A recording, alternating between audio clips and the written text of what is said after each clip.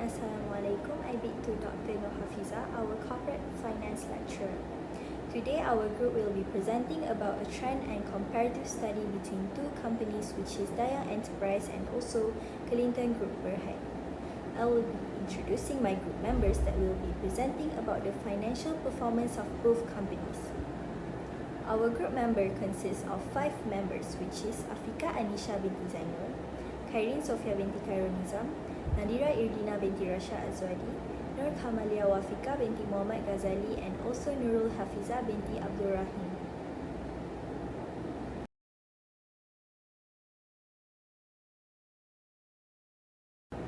Assalamualaikum warahmatullahi wabarakatuh. My name is Khairin Sofia binti Khairul Nizam from class BA 24228. Today, my group members and I will be presenting about our study of analysis of corporate financial performance on two companies we have chosen beforehand. In this assignment, we will be focusing on the financial backgrounds of both companies. Dayang Enterprise Holdings Berhad and Clinton Group Berhad are two unique businesses that work in multiple sectors of the Malaysian economy. Both businesses specialize in different fields and work in various industries.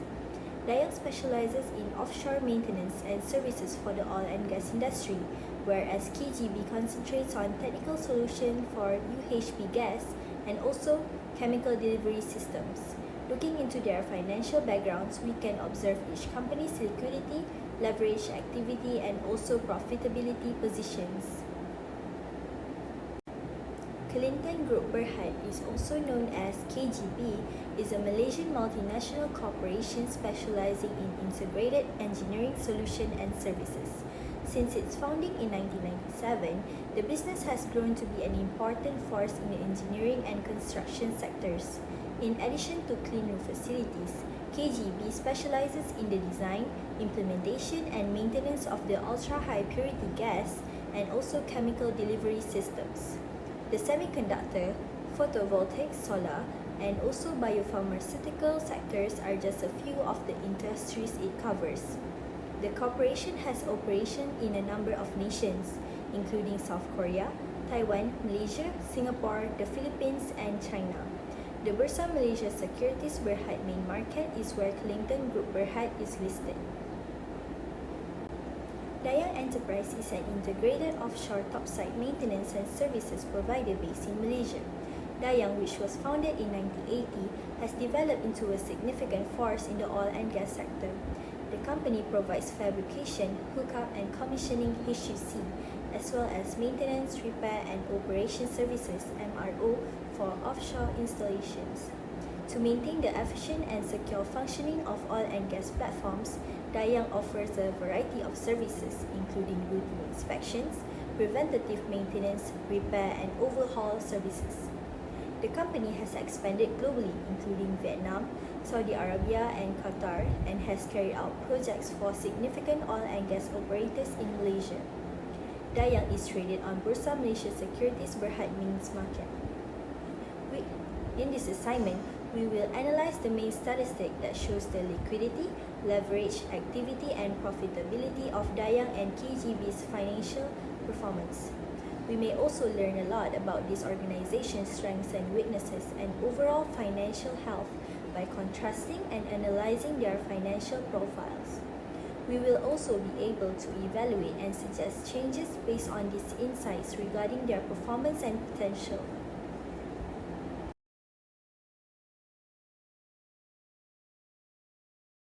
This is the liquidity ratio of Dayang Enterprise Berhad, and it shows that there is an increment from the year 2018 to 2019, and it remained unchanged until 2020. The higher the ratio, the greater the ability of Dayang Enterprise Holdings Berhad to pay off its short-term financial obligations. This means that Dayang has the ability to pay off their financial obligations as the liquidity ratio is high. Next, we move on to the efficiency ratio of Dayang Enterprise Holding Berhad. The inventory turnover of Dayang Enterprise proves that it has declined.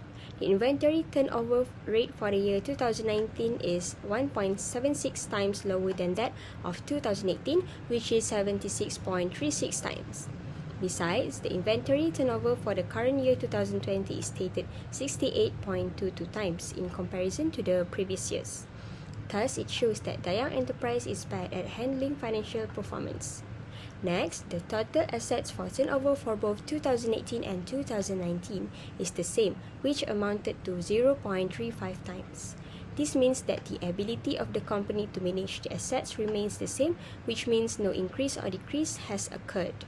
However, in the year 2020, the total assets turnover has decreased to an amount of 0.27 times. The company is not capable of managing the total assets turnover in the year 2020 compared to the years before. Now, according to the leverage ratio for Dayang Enterprise Berhad, it shows that as of the year 2020, they have the better performance in paying off the obligations compared to the year 2019 and 2018. Dayang has low risk as they have a low leverage ratio rate because Dayang is subjected to low fixed payment obligations and thus will increase their profit. And the last one for Dayang Enterprise Berhad is profitability ratio. The profitability ratio of Dayang Enterprise Berhad in the year 2019 shows a great performance compared to the year 2018. However, the data for the year 2020 has decreased both for the profit and gross profit margin. Thus, it can be concluded that the company's operational activities do not possess good quality in generating profits. Now we move to the Kellington Group Berhad. The first one is liquidity ratio. The liquidity ratios of Kellington Group Berhad indicate that for the year 2019 is higher than 2018. This shows that for the year 2019, KGB has the ability to pay its short-term financial obligation. However, for the year 2020, it is lower compared to 2019. Thus, for the year 2020, KGB has less ability to pay off their financial obligations. The next one is efficiency ratio. The inventory turnover of KGB in 2019 shows that it has decreased for 1645.11 times compared to that in 2018, which is only 572.75 times. Moreover, the inventory turnover in KGB in 2020 has decreased even more, which amounted to 119.89 times.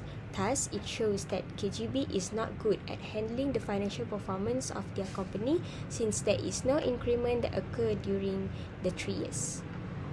Next one is the total assets turnover for the year 2018 is greater than that in 2019, which is 1.44 times while 1.25 times in 2018. In 2020, the total assets turnover has also decreased compared to the year before to an amount of 1.13 times only. Thus, it is proven that KGB is not capable of managing the total assets turnover for over the 3 years. Next, according to the leverage ratio for Kellington Group Berhad, they had performed better in 2019 compared to 2018 and 2020. This is because they have low degree of indebtedness, which results in low risk in 2019 as they had performed better in terms of the debt ratio and debt to equity ratio.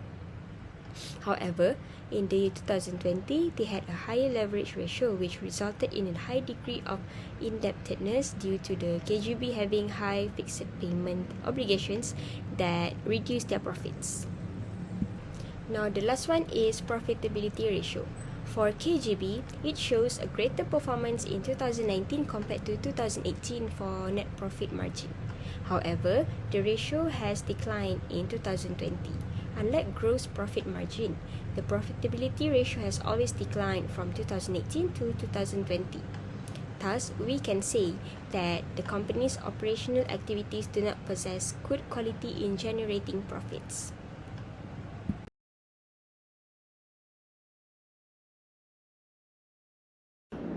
This is the cross-sectional analysis for Dayang and KGB for the year 2020. Above chart shows the liquidity ratio for both companies, and it shows that Dayang has higher liquidity ratios than KGB, with a current ratio of 2.15 and a quick ratio of 2.13. KGB has a lower liquidity ratios than Dayang, with a current ratio of 1.83 and a quick ratio of 1.82. This graph illustrates that Dayang appears more capable of meeting its obligation and paying the creditor's short-term debt. Next one is the efficiency ratio. This chart shows that KGB has a higher ratios compared to Dayang because the company has higher efficiency ratio. For example, KGB's inventory turnover is 119.89 times greater than Dayang's, and Dayang's total assets turnover is 1.13 times greater than KGB's. Because of the higher turnover, which indicates the most effective and efficient use of inventory, the analysis shows that KGB is more efficient and successful at managing its inventory and generating profit. So next, for the leverage ratios, it can be observed that KGB debt ratio is worse than Dayang's because the KGB debt ratio is 51.95% and the debt to equity ratio is 108.13%. Whereas Dayang's debt ratio and the debt to equity ratio are 35.20% and 54.33%. As a result, it is evident that KGB faces a greater financial risk than Dayang, and this shows that KGB has taken more debt than it can handle, and it won't be able to pay it off with current cash flow. Furthermore, it's possible that the business will find it more difficult to pay its debt. In a simpler word, the business can go bankrupt. Lastly is the profitability ratio. According to this above chart, KGB has a greater net profit margin than Dayang, with a 4.46% and 4.45% respectively. It doesn't really change much, but 1% does change it. It suggests that KGB, rather than Dayang, has a great ability to profit from a given quantity of sales. However, Dayang outperformed KGB in terms of gross profit margin with a 31.74% and 14.9%. This means that Dayang, with a 31.74%, has a lower cost of products sold relative to sales than KGB. Assalamualaikum, my name is Nurul Hafiza and I will talk about recommendation. After analyzing both a company, it have been found that there are some deficiencies in their progress ratio. Therefore, there are some suggestions that would like to be expressed for solving the problem. Okay. For Dayang Enterprise Holding Berhad, they have some solution for their activity ratio, which is in their inventory turnover. Firstly, they can avoid loss of value due to spoilage or depreciation. Secondly, adjust the pricing strategy or diversify their product mix. And then for their asset turnover, they can focus on how effectively a company can generate high sales volume and high profit margin. And secondly, they can reduce the asset investment or improve the asset utilization. For Clinton Group Berhad, there are 3 recommendations on liquidity ratio. First, critical to invoice in time. Second, make a list of all assets in company. And thirdly, reduce overhead. Next, for solution debt ratio is can issue new or more share. Second, pay liability as quick as possible and do a debt equity swap. Last, profitability ratio is analyze financial statement and decrease waste on production and inventory. The company also can create budget to reduce expenses. As a conclusion, Dayang Enterprise Berhad is still in a great position because of their ratio of successful outcomes for the organization in many terms. It shows that the company successfully manages the asset and cash to gain profitability and avoid a lot of liabilities in the company. The company also uses the revenue effectively to obtain raw materials and salaries.